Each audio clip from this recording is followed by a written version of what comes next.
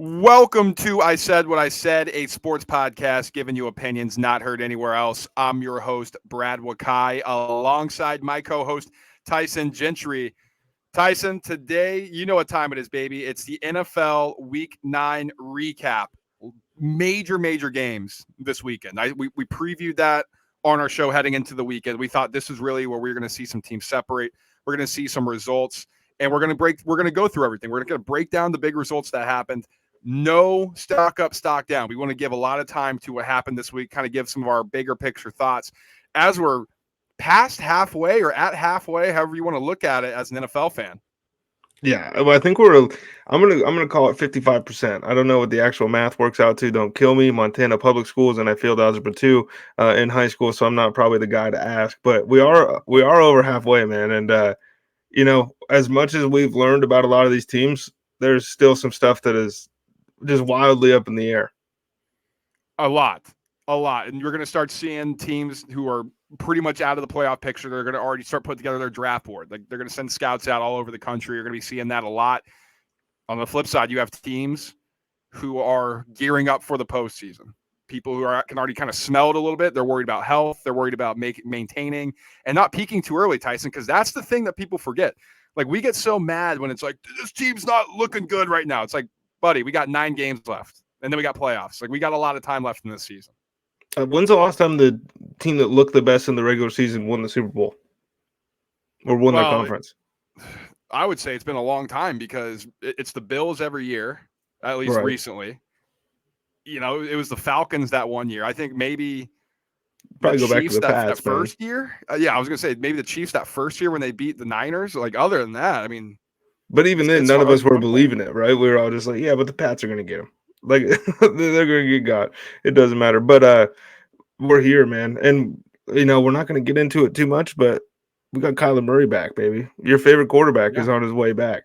Oh, I know, and good thing they didn't throw him out against the Browns because that was a complete dismantling. You got to feel bad for Clayton Tune a little bit. Like, welcome to the Yeah, NFL, kid.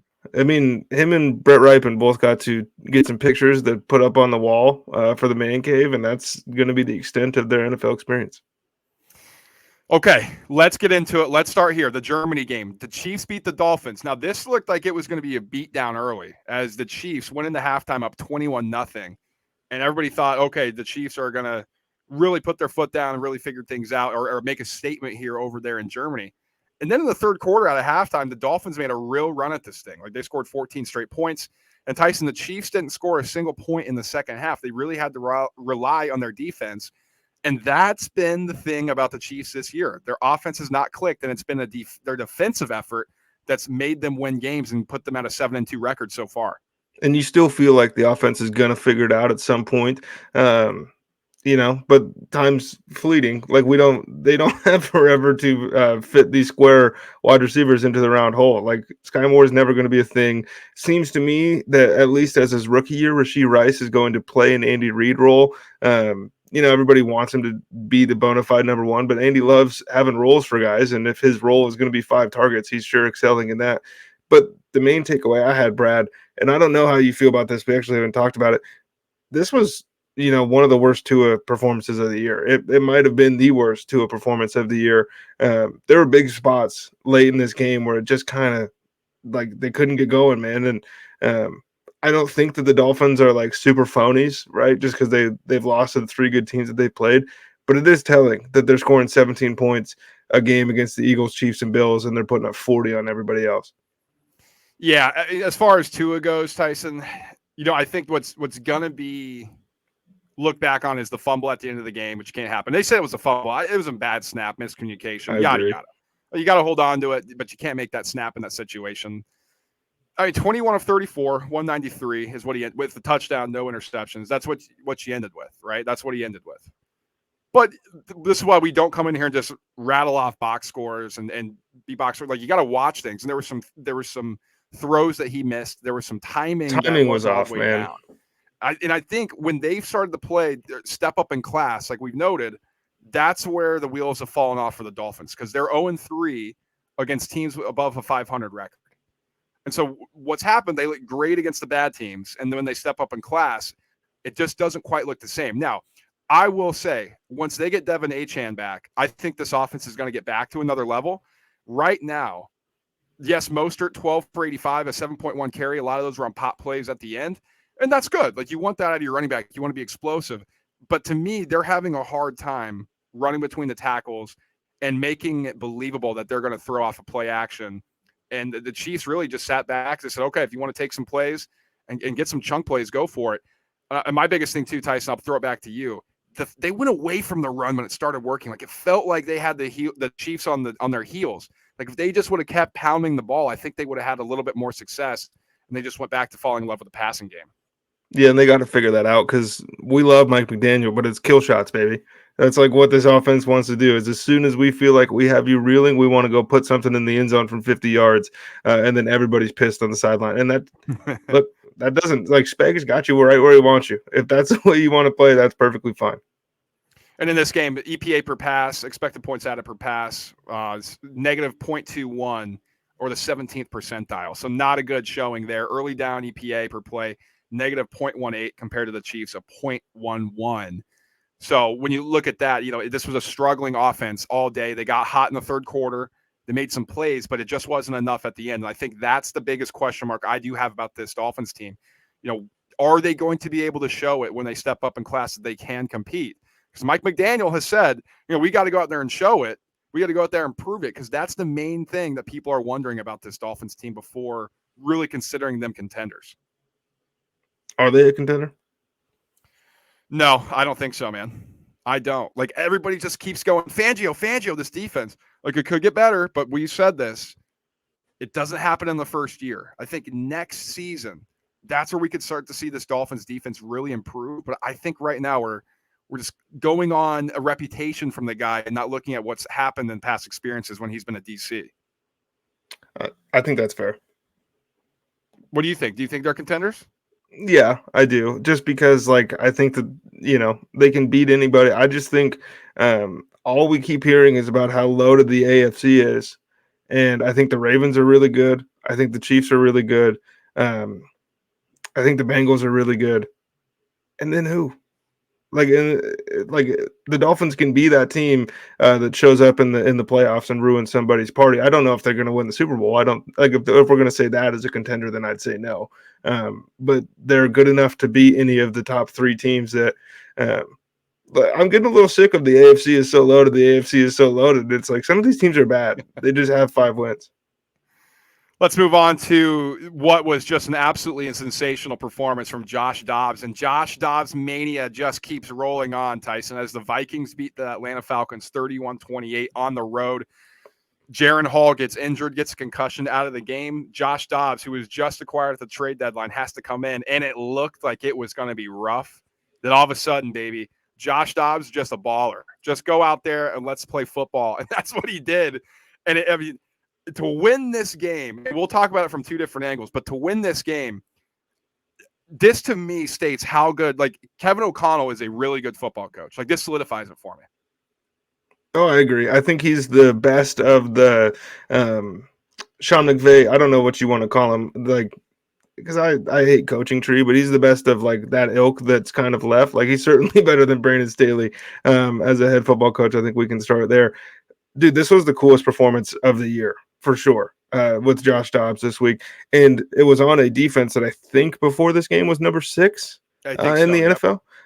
And he just went out and dropped dong, dude. Like, it was that touchdown run, the 25-yarder or whatever he had, where it was just like, oh, you guys aren't going to tackle me? I'm just playing ball. Like, oh, you want me to protect my job? I don't have one. I'm not going out of bounds. Right in the end zone. And the Falcons are lucky because Jaren Hall was going to throw for 440 yards on this team if that first drive was to be believed. Like, I don't know what – like, this is inexcusable from Atlanta on that side of things, and we'll get into that a little bit. But, we all buried the Vikings, and I think rightfully so when Kirk goes down, because I don't expect Josh Dobbs to do this again and again and again. But this is one of the coolest resurrection stories of a career that's spanning 2 years now. When he just kind of got off the bus in Tennessee and people were like, oh, Josh Dobbs isn't that bad. And then in Arizona, it was like, this is the worst team in the league. Wait, Josh Dobbs is playing okay. And then, 3 days? He's going over the cadence with guys he's never met on the sideline. 0 pre-snap penalties. Unreal. I mean, Kevin O'Connell is translating their play calls in his helmet, and he's going out there like, okay, let's go try to do this. Just super impressive from both of them. And this is a Vikings team now, Tyson. After, like you said, we wrote them off. They're 5-4. Not only are they 5-4, they're 4-1 away from home. And they're getting the best receiver in the league back. Yeah, and he hasn't been a part of this. He's been on IR. It's crazy what's happening there. Like Kevin O'Connell, one, going and getting Brian Flores, and it looked really dicey early. This defense now, they're just saying, you know what? We're good at blitzing. We're just going to blitz, and if you beat us that way, we'll live with it. Like, they're starting to figure things out. Like, I got to say, I'm kind of strange to say this. I'm kind of rooting for this Vikings thing to work because I like Kevin O'Connell, man. I think he's done a fantastic job this season. Well, and they just turned into like the, misfits of the NFL in a way, like the way this team's working. It's just a bunch of guys that, like, even the high paid guys, like TJ Hawkinson's awesome. The Lions traded him in division. They didn't want this guy anymore. Like, you can go play for somebody we're going to see twice a year. I don't care. Right?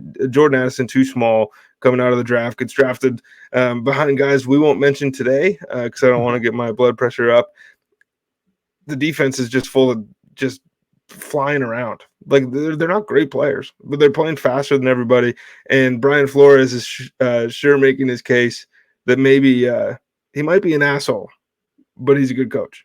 Yeah, absolutely. And sometimes you need that. So Josh Dobbs Mania continues to roll on. He will get the start next week as Jaren Hall is still in concussion protocol. So we'll see what he does with knowing his teammates' names, since he didn't know that coming in.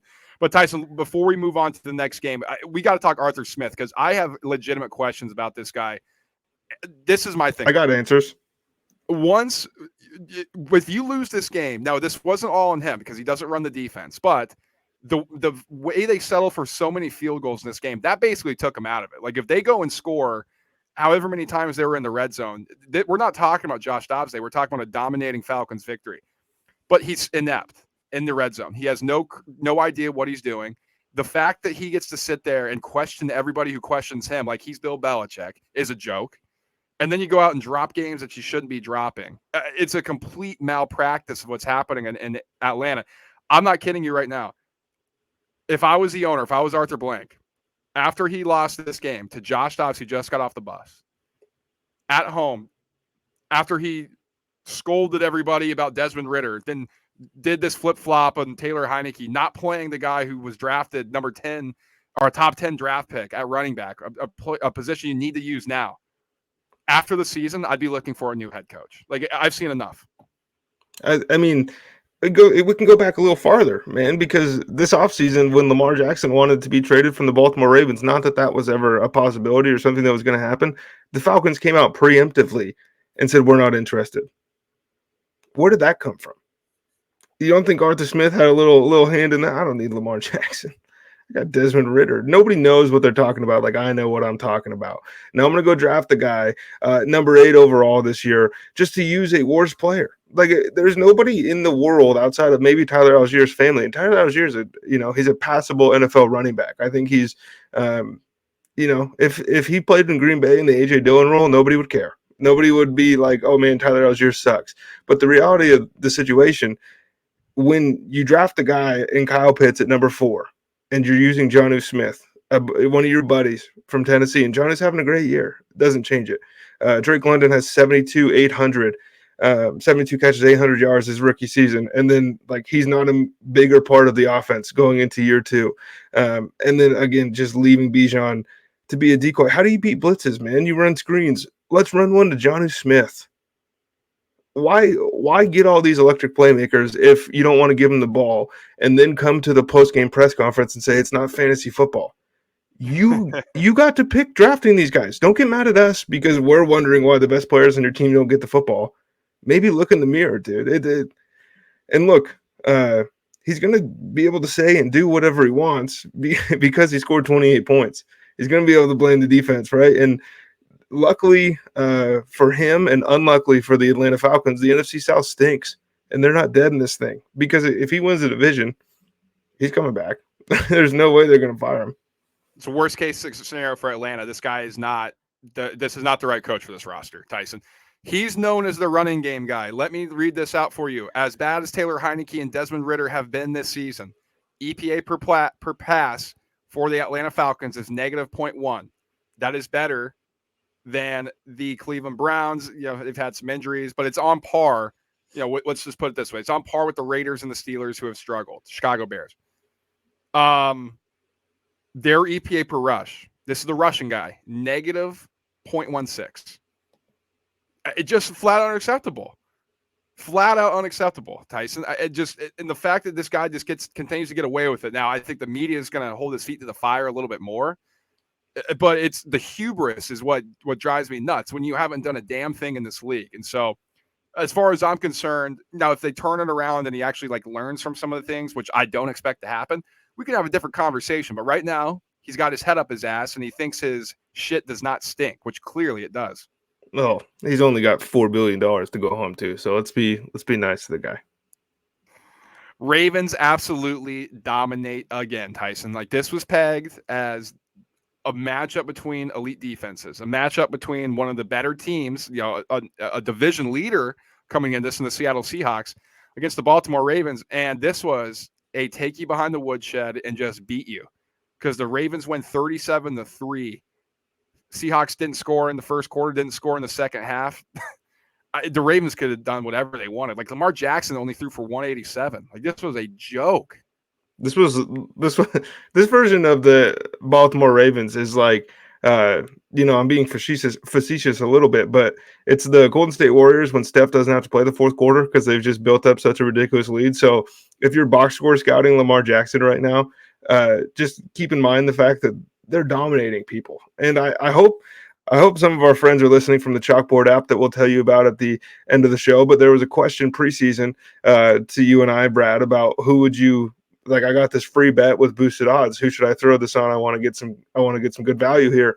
And we were both unequivocally the Baltimore Ravens. It didn't look great to start the year. There's a lot of questions about this offense is the same, and it still kind of looks the same. They're running a lot of similar looking stuff. They are just executing phenomenally well. Everything that they want to do is working. We're getting Odell Beckham in the end zone. We're getting Rashad Bateman sightings. We're getting Zay Flowers doing cool stuff for a rookie wide receiver. And these are not A+ wideouts, man. Mark Andrews is the best offensive player for sure, but it's Gus Edwards, right? It's not even Keaton Mitchell comes in, touches the ball 9 times, has 150 yards, and houses a couple. This offense is firing on all cylinders, and that's the discussion that we talk about when we talk about the Ravens. This defense might be better than Cleveland's. This defense is good. It's really good. And so I want to go through this a little bit here with everybody just to put in perspective. So the Baltimore Ravens offense, they are ranked 5th or tied for 5th in EPA per play 0.06. Now success percentage, so many times they have a success rate. Why can't I say that? They're 4th, 47.4%. Really, really good. Now we're Lamar Jackson, whatever with throwing. EPA per play. Now, I think this is where we were expecting to see some changes, Tyson. I think we have a little bit. It's improving, but they're still at 0.03, roughly middle of the pack, a little bit higher. But what would you know? Who's leading the NFL in EPA per rush? 0.07. It's the Baltimore Ravens, and it's not close. And they're completing 70% of their passes, dude. It's crazy. They're never behind the chains. It's really impressive. Really impressive what's going on. And you say the defense. It's really close. Negative or EPA per play for defense. Browns negative 0.24. Ravens 0.18. Second place is negative 0.11. So keep that in perspective. Success percentage. Browns 32.9. Ravens 38.7. EPA per pass. Browns negative 0.34. Ravens negative 0.24. And then EPA per rush.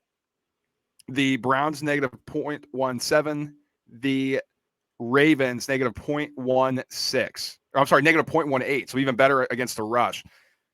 Comparable things. We talk about this Browns defense, and it has been really generational to start. And quietly, this Ravens defense is just kicking ass.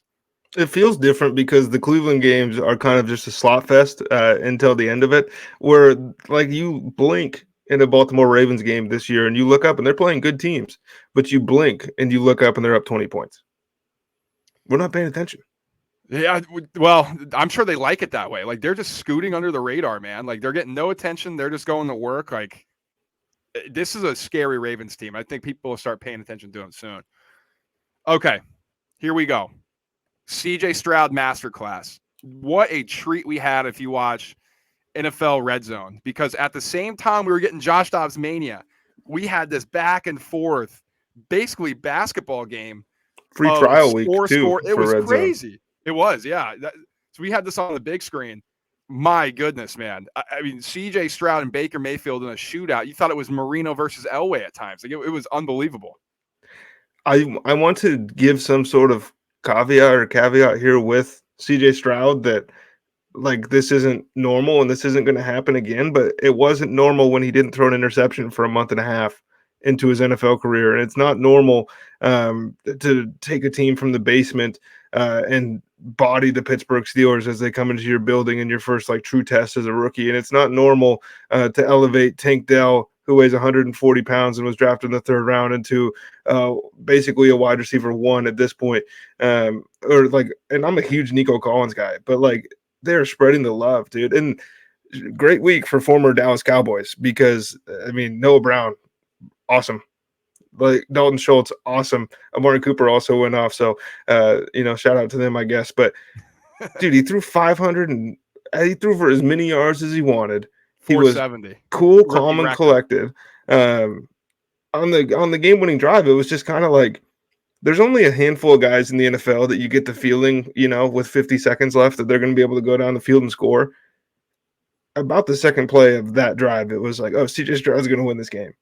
Maybe that's who he is. Maybe, and we weren't like as low on him as everybody else. I think I don't have the notes in front of me. I'll have to go back and listen to the show, but I think he was QB2 for both of us. Yeah, he was. In the pre-draft here, and it was, getting buried because his S2 score wasn't very good. Sometimes guys can just play football. And I think that CJ Stroud, through 8 weeks has been the most impressive player in the NFL. Just what we expected out of this Houston Texans, not just offense. I mean, this entire team. Tyson, let's not forget when they traded up to get Will Anderson. People are like, that's stupid. The Cardinals are going to be drafting 1 and 2. Ha, stupid Texans. Like they're like, this team's like going to win maybe one game, and they're sitting at 4 and 4. Don't they have Cleveland's pick too? Or whose pick do they have? I think so. I think they have Cleveland's. This is the last one of the Deshaun Watson. I could be wrong on that, but just to Reddick around it. Remember, like this wasn't a roster. Everybody's like, oh, hey, watch out. Like this is really good. It was like stupid. Haha, like they're going to be bad. And now they're sitting at 4 and 4. And it's because they have a franchise QB. And I think it's safe to say right now, I mean, again, these are the guys who caught over 100 yards. 3 guys. Noah Brown, outcast from the Cowboys. Can't play here. Dalton Schultz, see ya, we don't want you here. We're going to go draft one. And then Tank Dell, like you said, rookie, caught 2 touchdowns, who I think is going to be a special player. He's a good player. We watched him at Houston. I think he could be really good. But he was also in concussion protocol a week ago. Like this dude hops out the blue tent and has 140 yards and 2 touchdowns. So EPA per play, the Texans against this Bucs team defense, who they're okay. They're not this bad. They're not 30. They give up 39 points bad. 0.2, 84th percentile. Tyson, yards per play, hilarious. 7.78, 97th percentile. Here's your CJ Stroud. This is how good he was. EPA per dropback, 0.55. Every time he dropped back, he added expected points of 0.55, more than half a point, 95th percentile. Early down EPA per play. So let's go on our early downs. Let's add some points here, or let's at least do something where it's expected to add points. 0.26, 92nd percentile. Tyson, this offense explosive, 15.6% explosive rate. With this group of guys that were like, well, there's really not a lot here. This is a great performance. And you got to shout out the offensive coordinator, Bobby Slowick, as well. This is a guy that D'Amico Ryans wanted to bring with him. I think he's done a really good job with building this offense, not just around Stroud, but around the other playmakers. Like what is Tank Dell good at? Running routes. Let's let him run routes. Let's ISO him on the outside and go do your thing. Nico Collins, middle of the field stuff, done well in that role. This has been really, really impressive. D'Amico, the Houston Texans, really everybody from the front office all the way down to the players. You got to tip your cap to this Texans team. I mean, rookie of the year is locked up. You can put a nail through that thing. Like, this is CJ Stroud's award. He could stink, for the next 9 weeks. It doesn't matter. Look, dude, sometimes karma is swift, and Houston is reaping those benefits right now. I'm very happy for Houston. I will say that. Extremely happy. It feels like they have their coach, they have their quarterback, and honestly, I know people were criticizing early about their the guy they got from the Patriots. I'm forgetting his name now. Casario, is that it? Nick Casario, yeah. I think he's done a good job. Nobody wants to give him credit. I'm kind of rooting for the Texans now. Let's get into our game. Eagles survived the Cowboys, Tyson. This was a circus at the end. Like, this was one, after it was done, I texted you, and I was texting my brother. I was like, dude, like, I need a beer and a cigarette because, like, holy smokes, man, that took years off my life. What a complete circus at the end. Oh, it was NFC East football. Like, I don't know how else to describe it. It was bad. It wasn't pretty. It was full of mistakes, and it was electric.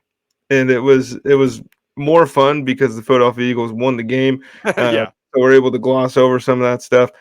Look, we're not ESPN. We're not going to sit here and tell you that because Dak Prescott played good against the Eagles, it means he can win a Super Bowl. But Dak played really well. Dak always plays really well in these moments. He's great against Philadelphia. I think the same thing with Sam Howell, right? Like, thank God that Daniel Jones or Tommy DeVito exists, or else the Eagles would be just getting cooked every time they play a divisional opponent. It wasn't good enough. What are people not quite understanding about this Dak Prescott performance? And I thought he was awesome. He scored 6 points in the second half. They got gifted 76 yards on the final drive. And those were legitimate calls. I'm saying they got gifted them because in a normal football game, that's not happening. That won't happen. It's not going to happen the next time they play, right? Like, that was so unreal. Spatial awareness. He steps out of bounds on the 2-point conversion.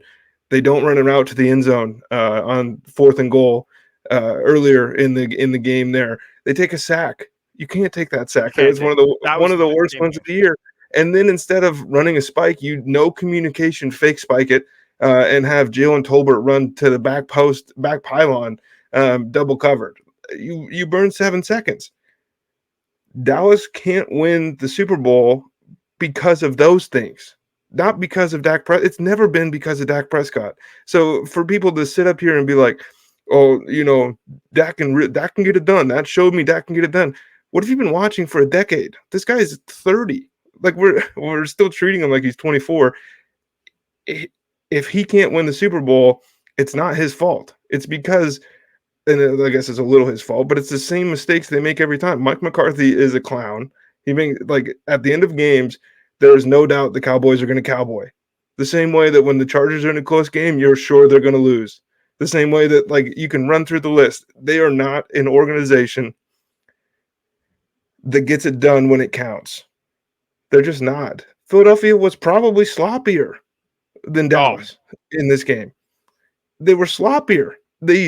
Philadelphia, the team probably the best in the NFL at salting away games. We have 8 minutes left. We're going to hold it for 8 minutes. You can't do anything. They go 3 and out twice. You get the ball at the 50 twice.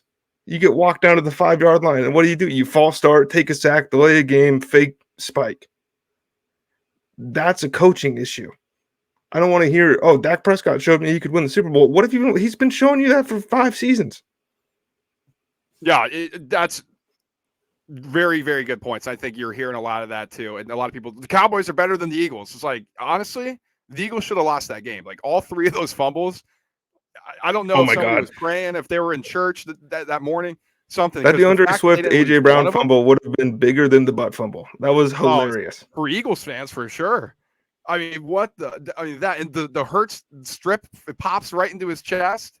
And then the DeAndre Swift again, like, down on the goal line, just like scoops right up under it. Like, those are game-changing plays. And the Eagles were the beneficiaries of it finally, because it feels like, as Eagles fans, we're watching so many fluky things have gone against the Eagles. It felt like finally, like, the karma kind of tilted back and the football gods pushed the ball towards us in this one. But no, when we talk about the Cowboys and their ceiling, they can do things like this all the time. Like, right? Like, they were super close against the 49ers last year. And then they had Ezekiel Elliott snap the football. And then it's like, whose idea is that? They were super close against the Packers that 1 year when Dez Bryant almost caught that. And then it's things like this. Like, they're always right there. But when it comes to winning time, they cowboy. Like, I was talking to one of my buddies. This was a stressful moment, obviously. I'm standing up. I'm like, what the hell? I couldn't believe it was happening. And then when Dak took that sack, like, all of a sudden, it was just like all the stress went out. It wasn't even a celebration. It was like relief because I'm like, that's right. This isn't Mahomes. This is Dak Prescott and the Dallas Cowboys. And that's the reality. Now, if they want to change it, similar to the Dolphins, Tyson, they got to go prove they can do that. Because until they do, what we're going to view them as is exactly what just happened on Sunday. You play an incredible game. Probably should have forced at least 2 turnovers, right? You should have scored a couple. You maybe should have gotten the 2-point conversion. Okay, then you can kick a field goal. But you didn't, because that's the type of team and that's the type of organization this Cowboys team is. So they have to change that until we can fully buy in and say, oh, on a divisional Sunday in the middle of the season, now we think they can win the Super Bowl. I think the number one knock that I have on Dak Prescott, and it's going to sound weird, he's almost too good pre-snap. Like, he's almost too good at like fourth and 3 there in the fourth quarter when first of all, McCarthy has him running an 8-minute offense with 6 minutes left in the game. It was like, what are you doing? This is borderline brain dead. And Greg Olsen did a great job of calling him out. But he sees the matchup pre-snap and determines, I think it was Tolbert with James Bradbury on him. Yes. And it was like, CeeDee Lamb has 175 yards right now. CeeDee Lamb is cooking everybody. Because you're a film rat and you know what you're looking at and you're diagnosing it before it happens, you knew you were going to have that one-on-one and you're going to have a in breaking or out breaking route towards the sideline. The guy's going to be open. I'm going there. Wrong decision. Who does Patrick Mahomes throw the ball to in those moments? 87's getting the rock, right? Like, yep. You can run down the list. Stephon Diggs is getting the ball in Buffalo. A.J. Brown's getting the ball in Philadelphia. Everybody in the stadium can know it. And if that player is still having one of those games, CeeDee Lamb at 191 yards. 191. Throw him the ball in those moments. That to me is like, it's a weird knock, but it's a legitimate one.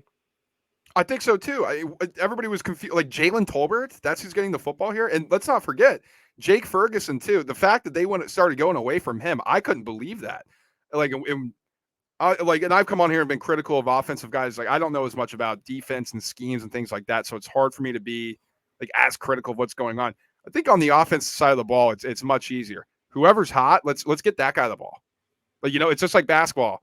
If you're a point guard, that's what these quarterbacks are. Hey, who's shooting hot right now? Maybe we should throw him the ball more. And if you're a play caller, oh, that guy's feeling it right now. He's got a mismatch. Let's go to it a lot more.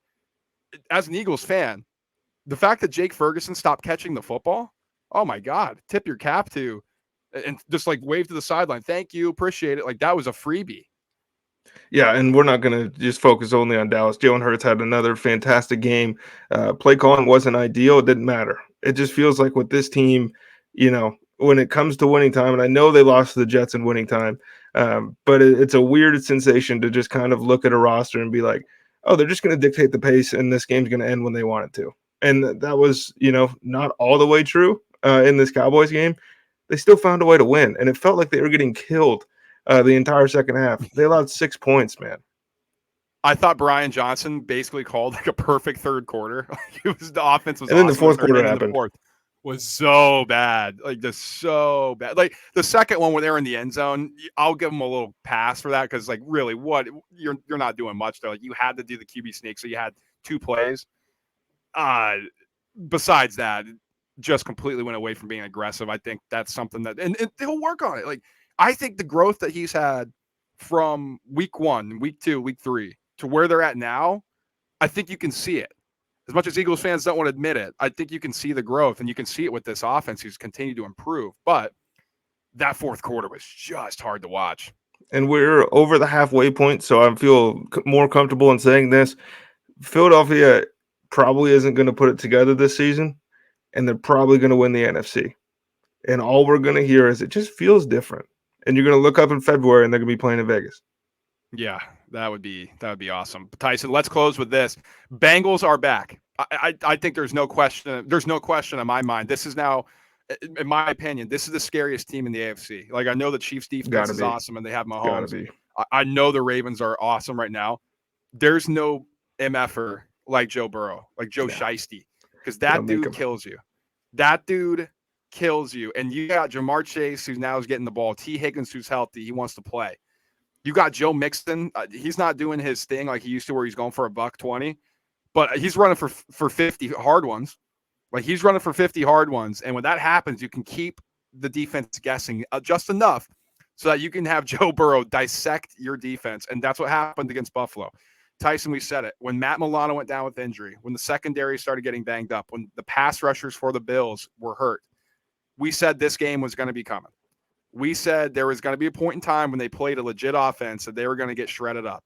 In the first half, that happened. In the second half, I have no clue what the hell was going on for Cincy. I had no clue what was going on in that game, to be honest, except for primetime under Magic Voodoo.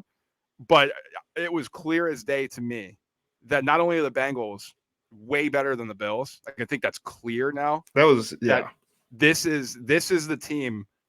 If they start growing into Lou Anarumo's defense, they might be the best team in the league.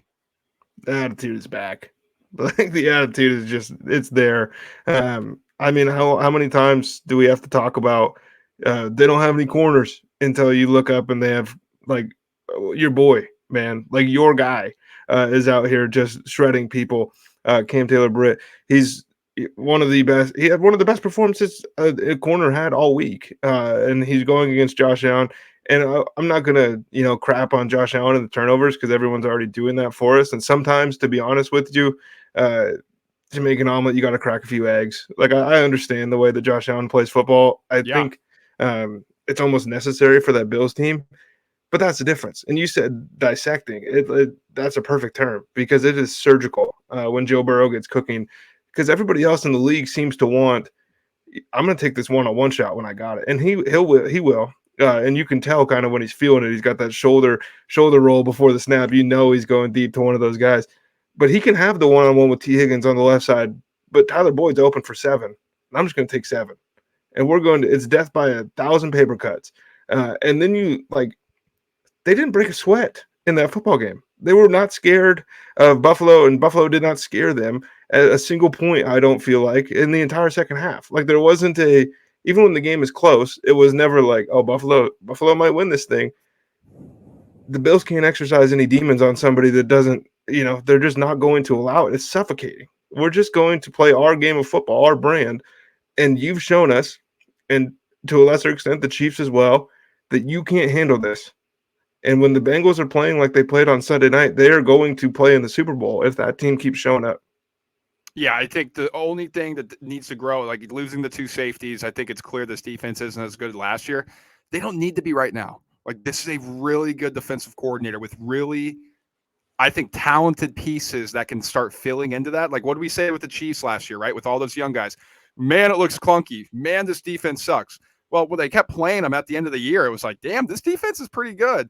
Yeah. And now look, they had a great last 30 minutes, and that's the only 30 minutes of football that mattered the entire season for the Kansas City Chiefs. The Bengals, EPA per drop back in that game, 0.30, 80th percentile. EPA per pass, 0.29, 79th percentile.